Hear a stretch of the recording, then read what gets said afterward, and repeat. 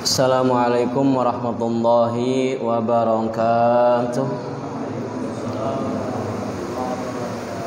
Ila hadratin Nabiil Mustafa Muhammadin sallallahu alaihi wasallam wa ala alihi wa ashabihi wa azwajihi wa auladihi.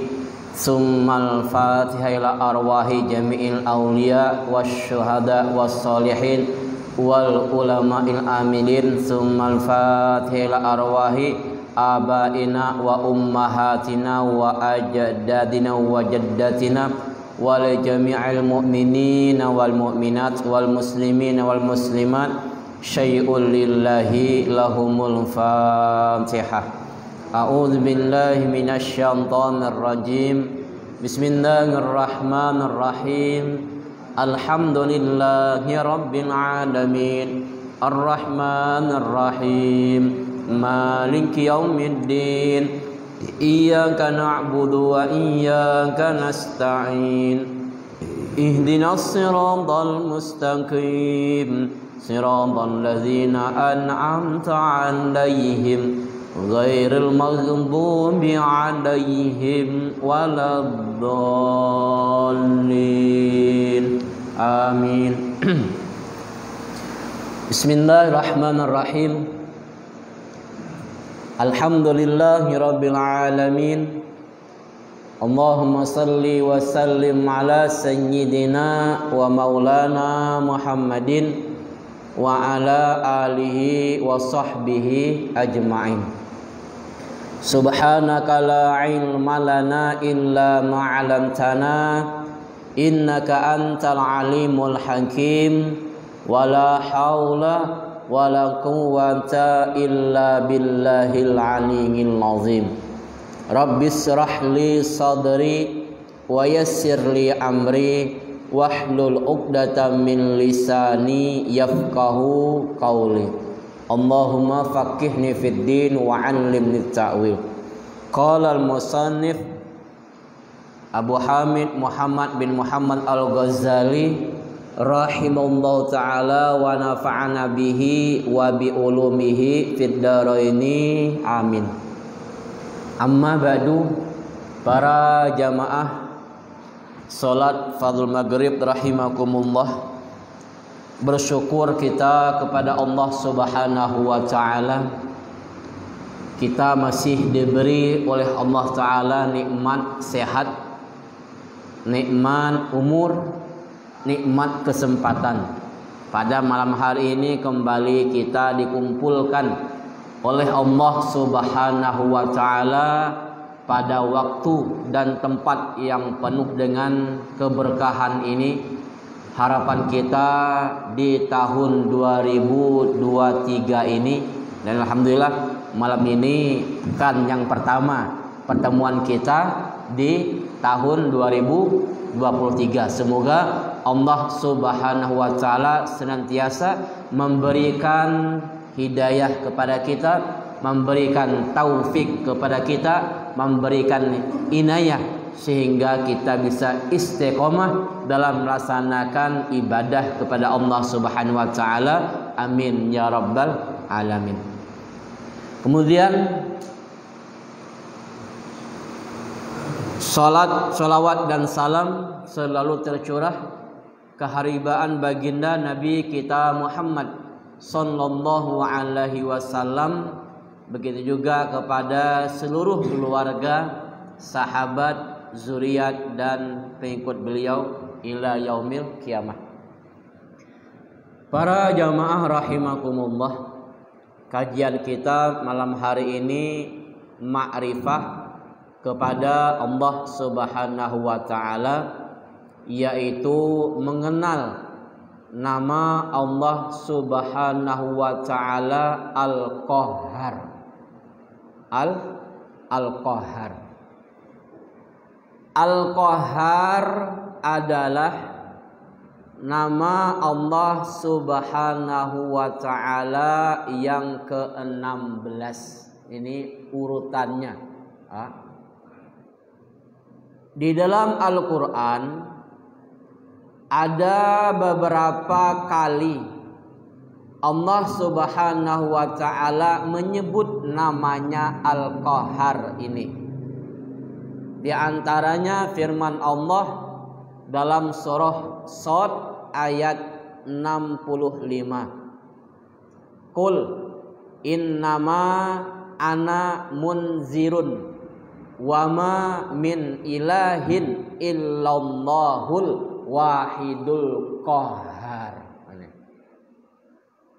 Artinya katakanlah wahai Muhammad, sesungguhnya aku hanya seorang yang memberi peringatan, dan sekali-kali tiada ada Tuhan selain Allah Subhanahu wa ta'ala yang Maha Esa dan Maha mengalahkan. Al-Qahhar tadi. Menurut sebagian ulama, Al-Qahhar itu artinya yaitu mengalahkan, yang mengalahkan seluruh musuh-musuhnya dengan cara dimatikan, ditundukkan, dan dihinakannya. Nah, itu arti Al-Qahhar. Artinya Pak, Allah Subhanahu wa ta'ala itu bisa merendahkan, menghina, mematikan musuh-musuh Allah Subhanahu wa ta'ala. Kita mungkin kan sering mendengar seorang raja yang sombong, yaitu Raja Namruz. Ini hidup pada zaman Nabi siapa? Ibrahim, Raja Namruz, bukan? Ibrahim, ini. Jadi Raja Namruz ini dibinasakan oleh Allah, dikalahkan oleh Allah cuma dengan seekor nyamuk. Kalau kita pikir secara logika kan, kok nyamuk bisa membinasakan seorang raja? Padahal yang namanya raja ini selalu dikelilingi oleh pengawal-pengawal. Cuma bisa Allah kalahkan dengan seekor nyamuk. Nah, ini artinya apa? Disinilah Allah menggunakan namanya Al-Qahhar. Tapi perlu kita ketahui secara sunnah, Allah Subhanahu wa ta'ala itu sebenarnya mampu bisa langsung mematikan seseorang yang dia kehendaki. Langsung dimatikan bisa. Tapi mungkin di balik itu semua ada hikmah yang terkandung. Contoh kayak Namruz tadi. Itu ketika Allah Subhanahu wa ta'ala ingin membinasakan Namruz dengan seekor nyamuk, itu Allah menyuruh nyamuk tadi masuk ke dalam kepala Namruz. Masuk ke dalam kepalanya, ke otaknya. Sehingga nyamuk tadi diizin oleh Allah Subhanahu wa ta'ala menggigit isi kepala Namruz. Kita saja di luar kalau digigit nyamuk apa? Gatal kan? Gatal. Apalagi kalau di dalam kepala. Kalau di luar nyaman, menggaru bener ya? Kalau di dalam kepala, nggak malah nggaru. Sehingga apa? Inilah membuktikan Al-Qahharnya Allah, hanya mematikan seorang dengan cara hina. Maka Raja Namruz tadi ketika nyamuk itu menggigit isi kepalanya, otaknya, dia membenturkan kepalanya ke dinding.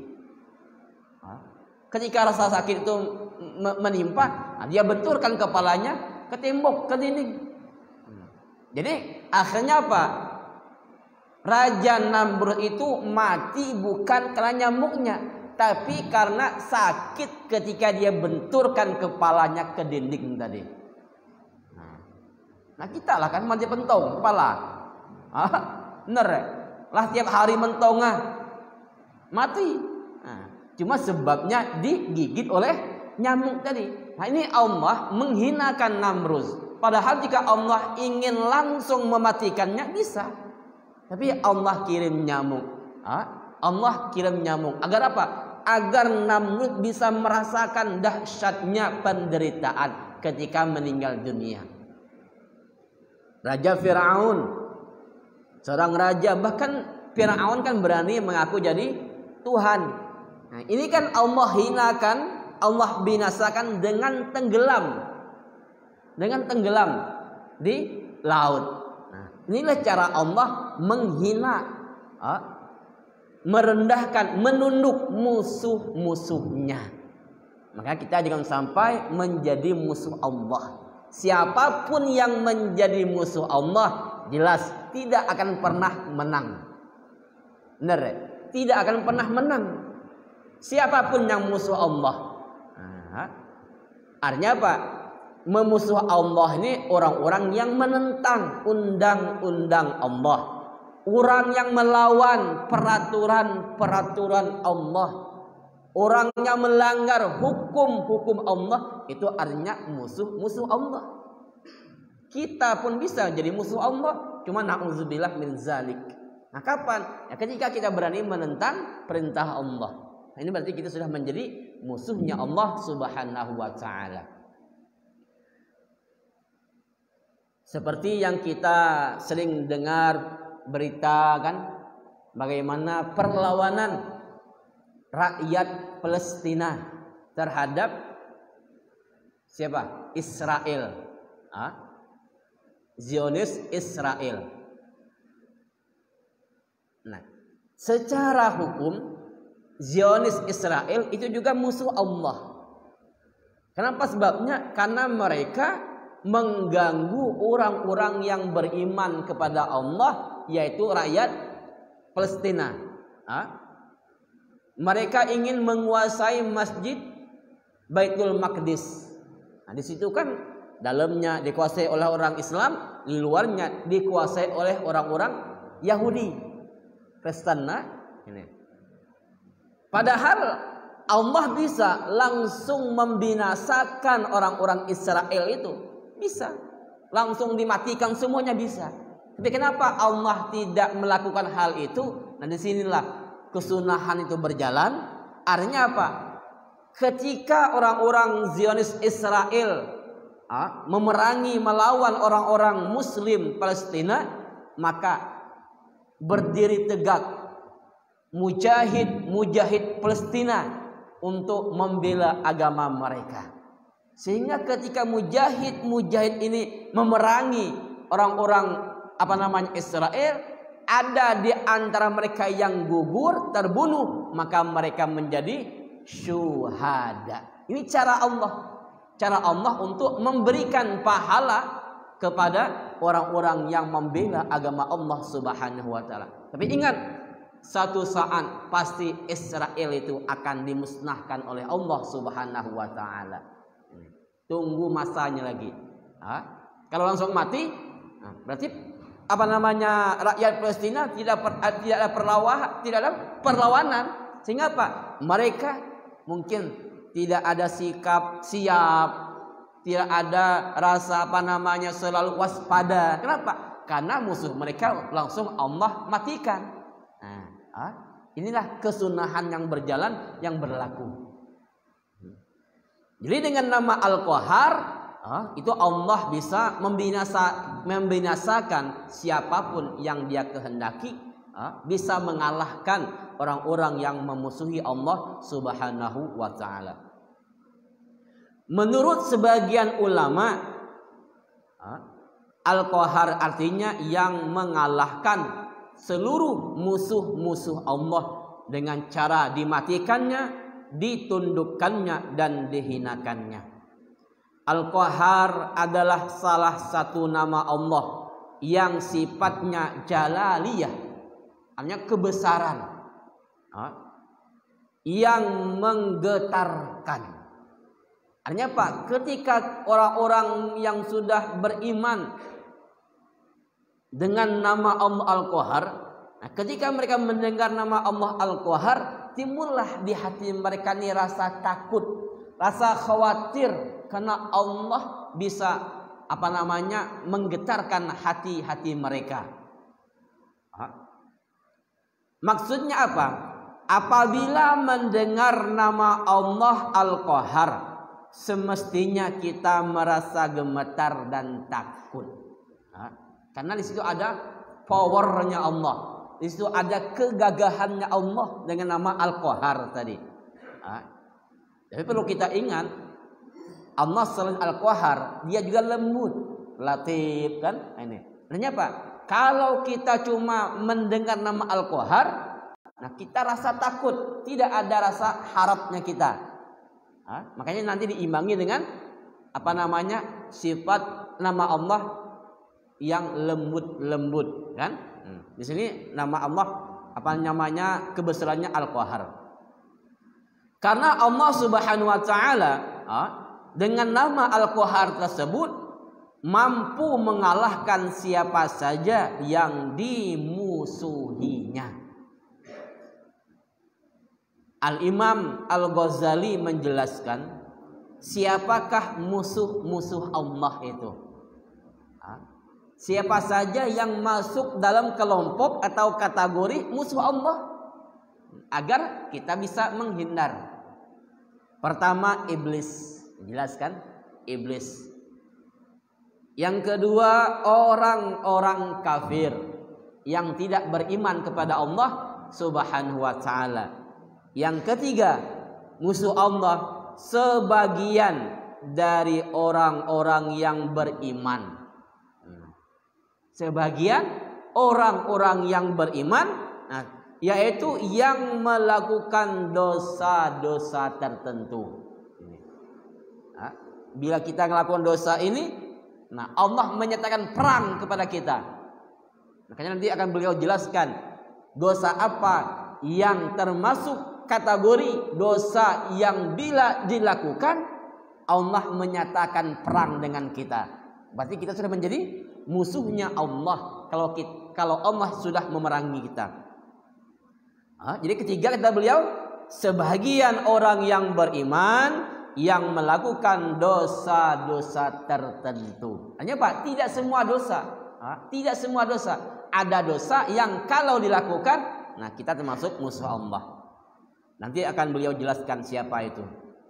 Sebagian orang yang beriman ada yang digolongkan menjadi musuh Allah, yaitu apabila memperbuat dosa-dosa yang mengakibatkan permusuhan dengan Allah. Imam Ibnu Hajar Al-Haytami mengatakan, permusuhan dengan Allah Subhanahu wa taala tidak disebutkan dalam Al-Qur'an, melainkan orang-orang yang melakukan praktek riba. Dalam Al-Quran itu cuma disebutkan musuh Allah, orang yang diperangi oleh Allah, yaitu orang yang melakukan praktek riba. Ini Allah menyatakan perang, berarti musuh Allah kalau melakukan riba. Dan orang-orang yang memusuhi para aulia-aulia Allah, orang-orang yang memusuhi kekasih-kekasih Allah, itu musuh Allah juga. Hati-hati kita, hati-hati. Yang nyaman lu kalau wali, aulia ini kan wali kan. Kalau wali itu masyhur, artinya dikenal, nyaman kita. Baca, oh ini wali Allah. Baca kita jangan sampai kita melakukan permusuhan dengan mereka. Tapi yang susah ini wali yang mastur, wali yang tersembunyi. Wali itu ada orang taunya tuh wali, nya pun taunya wali. Nyaman kan? Orang tahu, orang mengetahui dia wali, dia pun mengetahui kalau dia wali. Cuma bukan wali murid, wali kekasih Allah. Artinya orang-orang tertentu yang memiliki martabat kedudukan yang mulia di sisi Allah Subhanahu wa taala. Jadi dia mengetahui dia wali, orang lain pun mengetahui dia wali. Nyaman kita. Atau istilah kita wali masyhur. Hanya dikenal, oh si A itu wali, oh si B itu wali. Aneh. Ada wali itu dia mengetahui dia wali, orang lain tidak mengetahui. Nah ini susah nih. Takut kita ketulah. Bener ya? Takut ketulah. Nyata wali, dirinya tahu dia itu wali, tapi orang lain tidak tahu dia wali. Nah, takutnya apa? Tadi ketulah. Ada orang lain mengetahui dia wali, dia tidak mengetahui kalau dia wali. Nah, ini mendingan. Karena orang mengetahui, orang tetap waspada.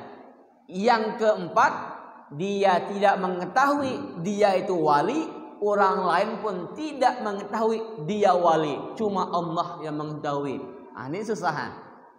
Takutnya salah ucap, bahaya. Nyari tanya wali. Makanya kita harus hati-hati terhadap orang-orang yang seperti ini.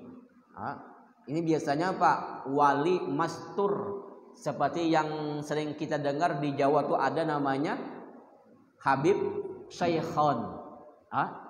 Pernah dengar ya? Nah, itu wali majazub. Artinya apa? Dia itu diambil oleh Allah akalnya, diambil oleh Allah akal basyariahnya, dicabut. Nah, Allah letakkan kewalian pada orang tersebut. Hati-hati kita, yang sampai dia salah ucap. Kalau dia salah ucap, kayak kita akan ngomong. Nah, takut ketulah kita. Hati-hati. Nah, ini musuh-musuh Allah. Kalau kita memerangi atau membenci wali-wali Allah Subhanahu wa taala. Ini ada sebuah amalan. Berkata Al-Alamah Syekh Muhammad Zaini bin Abdul Ghani, atau biasa dikenal dengan guru sekumpul. Pernah dengar tak? Guru sekumpul. Seorang wali di daerah Kalimantan Selatan. Dan alhamdulillah insyaallah bulan Rajab ini haul beliau yang keberapa itu? Belasan tahun sudah. Beliau meninggal tahun 2005 kalau khilaf. Di haulnya beliau, bahasa kita Atangari ya, itu bulan Rajab ini. Biasanya itu ribuan orang yang hadir. Tapi belakangan tadi karena Covid, ini cuma terbatas dari kalangan keluarga yang melaksanakan haul ini. Tapi insyaallah tahun ini karena Covid sudah reda, dan juga kita sudah mendengar dari Bapak Presiden kita kan bahwa PPKM sudah dicabut. Artinya masyarakat diberi kebebasan untuk melakukan perkumpulan-perkumpulan, tapi tetap menjaga protokol kesehatan.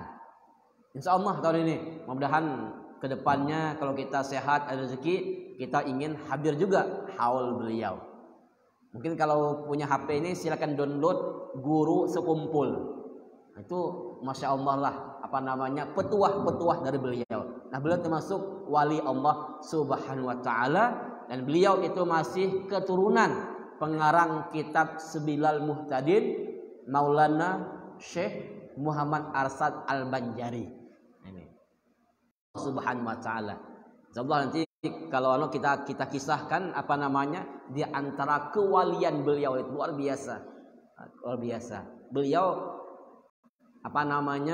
pernah Al-Habib Umar bin Salim bin Hafiz itu mengatakan ketika guru sekumpul itu masih hidup, di langit setiap malam Selasa berguru. Kenapa? Karena beliau di Martapura saat itu setiap malam Senin membaca Maulid Syamsud Doror atau Maulid Al-Habsyi. Sehingga cahaya cahaya itu memancar sampai ke langit. Alhamdulillah juga kita kemarin pernah juga hadir di majelis beliau ketika sudah Subhanahu wa ta'ala. Bahkan ketika beliau masih remaja, masih sekolah dahulu, banyak orang-orang yang memusuhi beliau. Jadi orang-orang yang memusuhi beliau itu semuanya dihinakan oleh Allah Subhanahu wa ta'ala. Kenapa? Karena ini orang kekasihnya Allah. Ketika kita sakiti, berarti Allah marah. Berarti kita dimusuhi, diperangi oleh Allah Subhanahu wa ta'ala. Wali Allah Subhanahu wa ta'ala. Jadi dalam Al-Quran kata Al-Imam Ibnu Hajar Al-Haytami bahwa Allah menyebutkan di dalam Al-Quran tentang orang-orang yang menjadi musuh Allah. Itu pertama adalah orang-orang yang melakukan praktik riba. Yang kedua adalah orang-orang yang memusuhi kekasih Allah Subhanahu wa ta'ala. Jadi amalan yang dikatakan oleh Kulus Kumpul tadi, mungkin dulu pernah juga kita bilang di sini. Amalannya ya Kudus a'tinil fulus wa man adani fahuwa manpus berkat Habib Abdullah Al-Idrus. Di situ kan ada wa man adani fahuwa manpus, barang siapa yang memusuhi aku maka mampuskan. Ini termasuk amalan rezeki, pemurah rezeki. Ya Kudus, wahai Ya Kudus, itu kan nama Allah kan? Nama Allah Al-Qudus, artinya yang maha suci. A'tinil fulus, beri aku apa nih? Cuan, duit. A'tinil fulus, beri aku duit. Waman adani fahuwa manpus, barang siapa yang memusuhi aku, matikan. Mampus kan? Matikan. Berkat Habib Abdullah Al-Idrus. Dengan berkat Habib Abdullah Al-Idrus. Makanya apa tuh bahasa kita bangkit ini ada amalan dahulu. Ilmu apa tuh namanya? Kalau kita tuh memusuhi orang tuh bisa kita muntah dari ilmu apa ya? Kan bukan santet, artinya satu amalan, kayak apa tuh? Kayak ada pengaruh tenaga dalam juga kan? Jadi kalau kita itu membenci mereka, bisa muntah darah kita. Dulu pernah mendengar ilmu apa tuh, lupa lah. Kayak ilmu, tapi bukan santet. Ini. Makanya kita harus hati-hati kepada orang-orang yang mempunyai kedudukan yang mulia di sisi Allah Subhanahu wa ta'ala. Apalagi di kalangan para ulama kita kan, ustadz-ustadz kita, guru-guru kita, para habaib, yang sampai sekali-kali kita menyakiti mereka. Sekalipun mereka tidak membalas, tapi Allah yang marah. Ini takut bahasa kita bos amarah. Bos amarah, anak buahnya apa-apa, cuma bos amarah. Ini bahaya kan? Kalau kita memusuhi orang-orang yang dicintai oleh Allah. Para ulama itu kan orang-orang yang dicintai oleh Allah.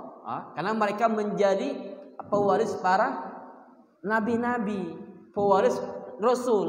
Ini, para ulama itu, apa namanya, para habaib, zuriat Rasulullah. Ini jangan sampai sekali-kali kita menghina, menyakiti mereka. Takut datuk mereka marah. Ketika datuk mereka marah, maka Allah Subhanahu wa ta'ala akan marah. Hati-hati. Amat. Apabila seseorang melakukan salah satu dari dua macam ini, artinya melakukan praktek riba, memusuhi wali-wali Allah, berarti ia musuh Allah. Dan barang siapa bermusuhan dengan Allah tidak akan beruntung selama-lamanya, rugi. Bahasa kita kualat, ketulah. Ketulah. Matinya hina kelak kan? Kayak Namrus tadi, matinya apa? Dia membenturkan kepalanya ke dinding. Kayak Firaun, matinya hina, ditenggelamkan oleh Allah di dalam laut. Masih banyak musuh-musuh Allah yang Allah hinakan ketika mereka meninggal dunia. Allah Subhanahu wa taala dengan qaharnya pasti akan mengalahkan musuh-musuhnya. Apabila kita mati membawa riba atau memusuhi wali-wali Allah Subhanahu wa taala, berarti mati dalam keadaan memusuhi Allah yang Maha Qahar, yang mampu mengalahkan musuh-musuh Allah. Atau biasa kita sebut dengan matinya su'ul khatimah. Nauzubillah min zalik. Para jamaah rahimakumullah. Orang mukmin yang dimusuhi oleh Allah, kan tadi musuh Allah ada 3 kan? Pertama iblis, yang kedua orang kafir, yang ketiga orang mukmin. Ketika mereka melakukan perkara-perkara yang dilarang oleh Allah Subhanahu wa taala. Pertama, orang mukmin yang dimusuhi oleh Allah Subhanahu wa taala yaitu pelaku praktek riba. Pelaku praktek riba. Ada berpuluh-puluh macam yang bisa digolongkan sebagai praktek riba, yang mengakibatkan dosa besar dan diancam sebagai orang yang memusuhi Allah. Maka hendaklah kita pelajari dari guru-guru kita apa-apa yang digolongkan sebagai praktek riba. Kita harus berhati-hati supaya kita terhindar dari riba. Contoh riba seperti menghutangkan dengan berbunga dan yang lainnya. Ini yang kita sering dengar. Kita menghutangi orang, orang bayar ada lebihan, walaupun cuma 1 rupiah. Nah, 1 rupiah ini termasuk riba. Kadang-kadang kita tidak sadar atau mungkin kita tidak paham bahwa itu riba. Umpama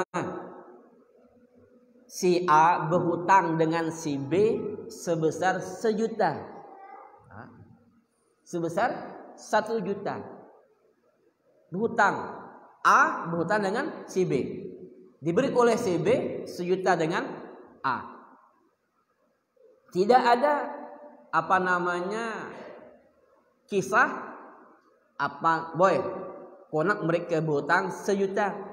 Tapi kalau ki bayar lah tolong lebih sedikit 1.250.000 umpama kan, itu jelas riba kan. Nah dek, artinya si A memberi 1 juta, si B mengembalikannya 1 juta. Riba dah, dek kan. Tapi ketika si A berhutang dengan si B dan ini belum dibayar hutangnya, artinya si A-nya belum membayar hutang kepada si B. Nah, suatu hari si B ini asalnya dulu pernah kok kisah nih, contohlah minjam motor. Si B minjam motor si A. Nak ke pasar. Boy, kau nak minjam motor, pakai motor kau pakai anak kau. Si B meminjam motor kepada si A. Si A memberikan dipakai oleh si B motor tadi. Itu kata ulama sudah riba. Sudah riba. Kenapa sebabnya? Karena si A memberi kita serba susah. Dia kau berinya minjam duit, dia kau mari kan? Aneh. Seandainya si A dia berhutang dengan si B, mungkin boleh berinya motor ada. Cuma karena serba susah, si A si B lah beri hutang kayaknya, sudah memberi pinjaman kepadanya, terpaksa si A meminjamkan motornya kepada si B. Riba lah. Kenapa? Si B sudah mengambil manfaat dari si A akibat si B menghutangi si A. Paham tak? Bahkan dahulu pernah aku kisahkan, si A berhutang dengan si B 1.000.000 rupiah. Pas hari hujan, si B berteduh di rumah si A, di luar, di apa sih, teratap A. Tahu kan? Di luar berteduh. Nah, itu sudah riba. Sudah riba. Kita sadar kan? Kita anggap biasa benar. Cuma berteduh kan? Hari hujan, cuma berteduh atau bernaung karena kepanasan di bawah pohon. Umpama pohon mangga, pohon rambutan. Yang pohon ini punya si A. Yang si A ini berhutang dengan si B. Nah, si B bernaung di bawah pohon tadi. Sudah riba. Sadar kita anak-anak? Tidak sadar kan? Kita anggap biasa, rugi deh, bener deh. Si A rugi deh. Nah, cuma kata ulama tetap riba. Kita tahu, cuma paham berhutang bayar lebih, ya nggak riba. Padahal banyak ribanya. Banyak. Oh, makanya kata beliau, belajarlah kepada guru-guru kita tentang masalah riba. Tentang masalah riba nih. Takut apa? Mau kita gawi, kita jadi musuh Allah. Nah, rugi kita. Benar, rugi. Nauzubillah min zalik.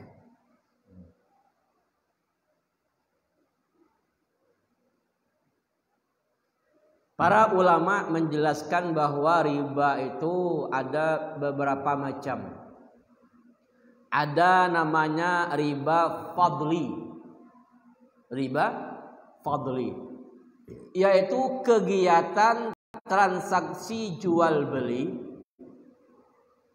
maupun pertukaran barang-barang yang menghasilkan riba, namun dengan jumlah atau takaran yang berbeda. Contoh,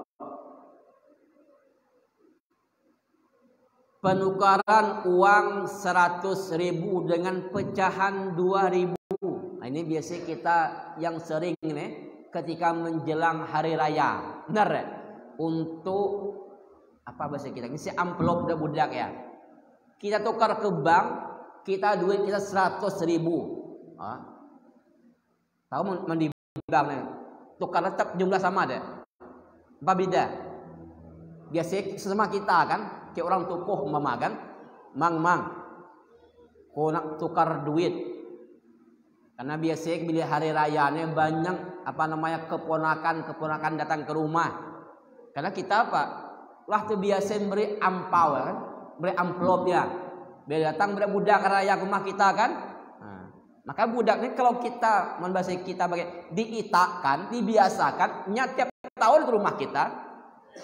Ampangnya mari puasa mari beri duit ke kita.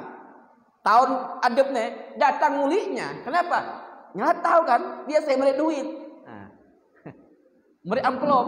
Nah, kita nukar kan duit 100.000 memakan lembaran 100.000. Kita tukar dengan 10.000 atau 5.000. Nah, itu pasti jumlahnya kurang. 5.000 tadi. Kan kalau normalnya ditukar dengan 5.000 itu berapa lembar? 20 lembar kan? 20 kali 5 kan 100, benar? 20 lembar. Nah, ketika tukar dengan kita pecahan 5.000 tadi, dia sampai lagi 20, tapi berapa? 19 lembar lagi ya. Berarti 5.000 hilang. 5.000 hilang, 5.000 lah atau 1.000 lah. Tetap itu riba. Kenapa? Karena ngambil lebih dari pertukaran tadi. Aneh. Atau nih biasanya nih, maaf nih kalau pernah terjadi. Kan kita nih biasanya main arisan. Pernah enggak? Pernah kan? Main arisan. Lah ditentukan 10 orang. Si A, nomor 1 si A, nomor 2 si B, nomor 3 terus lah ada orang kan, tinggal nunggu gilirannya. Tahu-tahu umpama si nomor 5, si A lah nomor 5 kan kena. Berarti bulan kelima kan, karena nomor 5. Tak tahu bulan ketiganya perlu duit mendesak. Sehingga apa? Membahas kita ngambil lu. Padahal jatahnya nomor 5, ngambil nomor 3. bahasa kita dibeli. Umpama arisannya sebulan 1 juta, berarti 10 juta. Nya ambilnya giliran kena si nomor 3 tadi untuk si nomor 5. Berarti nomor 3 turun ke nomor 5. Nah, duitnya aturannya kenanya 10 juta, dia cuma nerima 9 juta 900 umpama. Kurang berapa ya? 100. Kenapa? Karena belinya kan yang ngambil lu. Nggak paham enggak? Dia ngambil giliran orang lain. Kenapa duitnya? Ah, dikurangi 100, dibayar kepada yang nomor 3 tadi 100 tadi. Paham enggak? Itu sudah riba. Pernah terjadi enggak? Pernah kan? Ngambil lu nih. Atau kita kena kan? Kita tawar ke kawan. Karena kita mungkin karena duit dia terpakai kan? Nah, kita nomor 3. Nah, kita tawar ke kawan yang nomor 4 sampai nomor 10 belum kena. Cumanya bayar kita ambil 100 dari 10 juta tadi atau berapa nilainya, maka itu riba. Ini sering terjadi kan? Benar ya? Sadar ya kita? Dia sadar. Kita sangka boleh, padahal sudah melakukan praktek riba kita. Nauzubillah min zalik. Ini karena kita kurang paham tadi, dek ngerti tadi ya. Aneh. Paham kan? Contoh ya, ini riba. Hati-hati.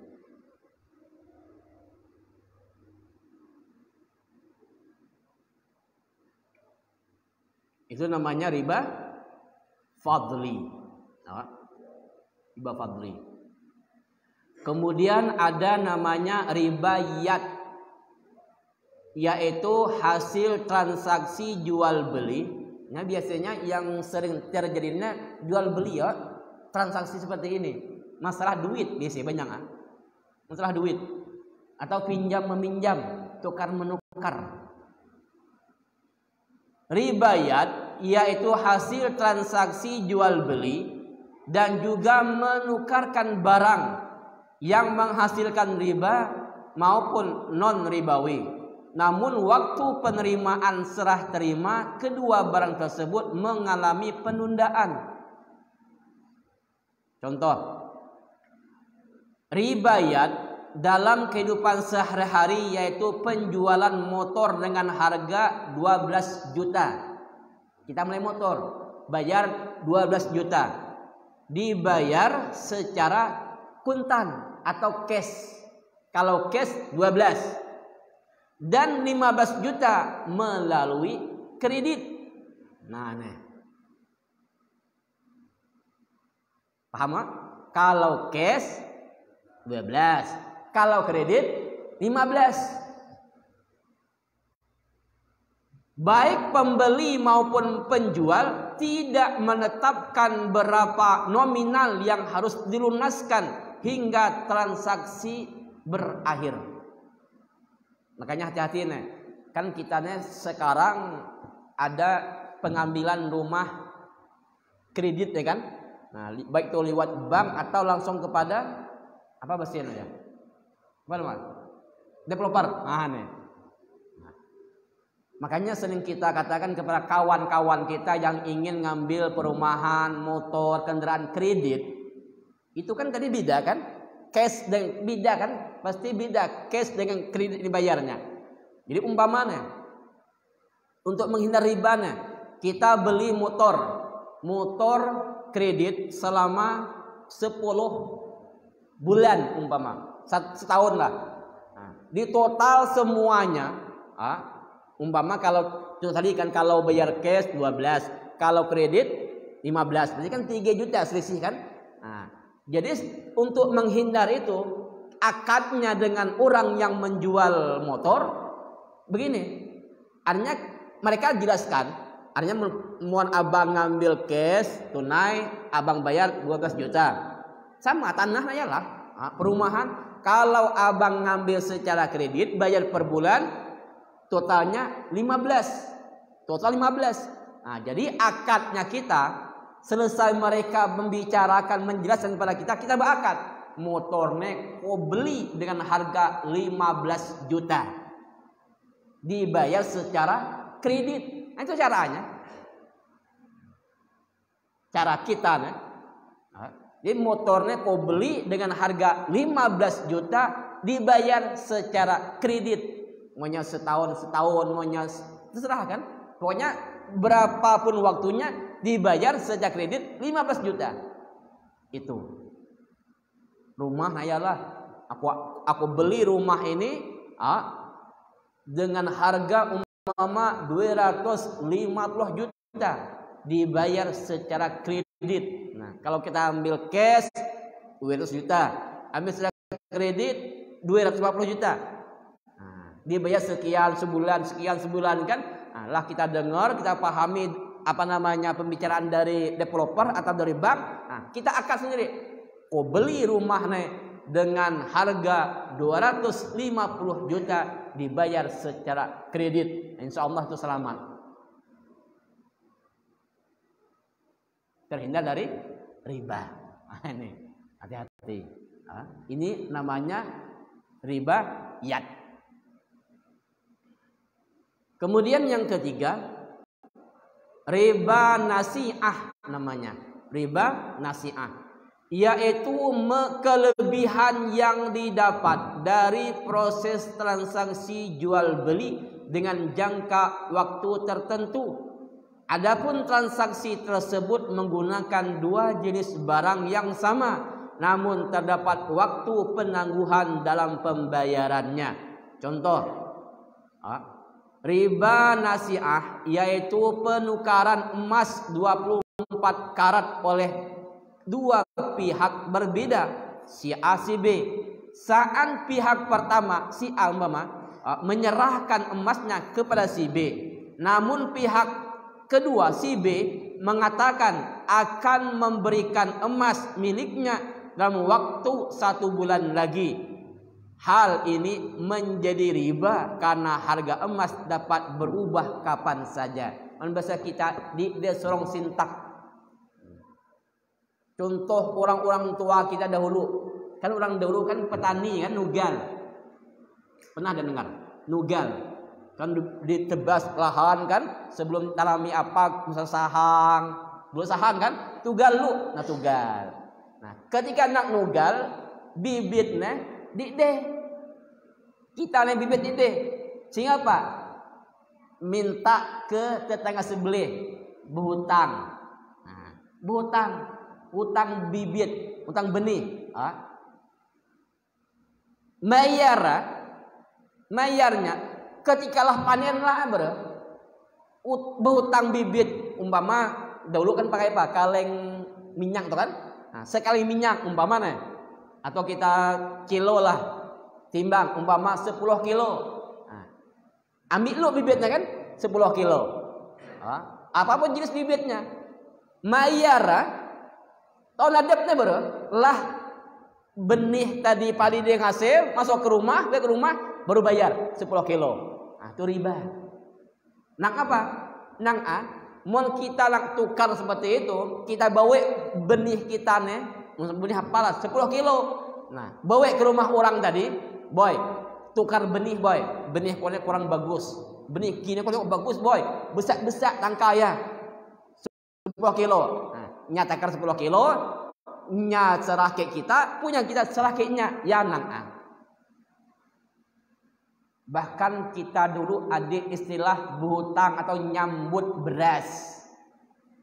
Nak masak beras nih deh, bener ya? Berhutang. Makanya istilah kita nih, ada istilah minjam, bener ya? Boy minjam duit, pernah minjam duit. Itu yang namanya kata-kata minjam. Itu yang kita kembalikan benda yang kita pinjam. Minjam botolnya, minjam gelasnya. Nah, yang dikembalikan gelasnya lah, tanpa mengurangi gelasnya. Berarti kalau duit bukan minjam, Berhutang. Kata-kata bagus, bukan minjam. Meminjam duit berarti kita kembalikan duit ialah. Benar, duit ialah nang Maka kita duit ke pasar, duit ke mall kan belanja kita kan. Nah, jadi istilahnya apa? Berhutang kalau duit Atau biasanya apa? Pulpen, boleh minjam pulpen. Boleh minjam, cuma jangan dipakai. Minjam pulpen, antar ialah, jangan ditulis. Mana ditulis berarti sudah mengurangi isi pulpen. Benar ya? Cuma itu kan bahasa kita, cuma jangan sampai kita salah dalam prakteknya. Minjam dengan berhutang tadi ya. Atau kita boleh minta pulpen. Minta pulpen. Artinya kita ambil pulpennya, berinya kita ambil, kita pakai. Lah minta kan? Jelas kita minjam, istilah minjam tadi kan, kita pakai pulpen benar. Jadi bahasanya Pak, minta bukan minjam. Meminjam boleh, cuma kembalikan, jangan dipakai, jangan ditulis. Menulis securit, berarti lah tinta kurangan. Aneh kan? Istilah kan? Ini untuk menghindarkan riba tadi takutnya. Ini. Paham masalah riba. Laisa, lama. 2 menit.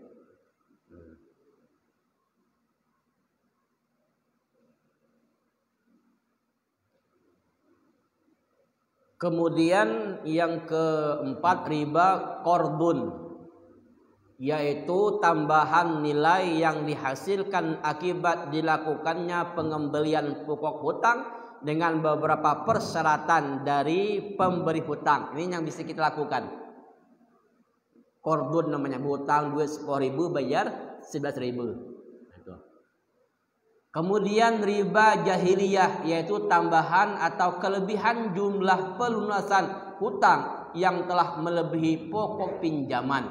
Biasanya hal ini terjadi akibat peminjam tidak dapat membayarnya dengan tepat waktu sesuai perjanjian. Baik hutang sebulan, lah sampai sebulan belum bayarnya, dendenya. Nah, ini namanya riba jahiliyahnya dilakukan oleh orang-orang jahiliyah dahulu. Nah, ini ya. Nah, ini kalau kita bahas banyak terjadi ya, banyak terjadi. Jadi setelah kita belajar, paham macam-macam riba, jenis-jenis riba, hukum-hukumnya, maka insya Allah kita akan selamat daripada bermusuh dengan Allah Subhanahu Wa Taala. Insya Allah nanti kita sambung yang kedua, yaitu memusuhi wali-wali Allah Subhanahu Wa Taala. Al-Fatihah. A'udzubillahi minasyaitonirrajim. Bismillahirrahmanirrahim. Alhamdulillahirabbil alamin arrahmanir rahim maliki yaumiddin. Iyyaka na'budu wa iyyaka nasta'in ihdinas siratal mustaqim siratal ladzina an'amta 'alaihim ghairil maghdubi 'alaihim waladdallin. Amin. Min ya Allah, bismillahirrahmanirrahim. Alhamdulillahirabbil alamin. Allahumma shalli wa sallim ala sayyidina maulana Muhammadin wa ala alihi wa sahbihi ajma'in. Allahumma inna nas'aluka ilman nafi'a wa amalan mutaqabbala wa rizqan halalan thayyiban wasi'a. Wa sallallahu ala sayyidina maulana Muhammad wa ala alihi wa sahbihi wasallam. Walhamdulillahirabbil alamin.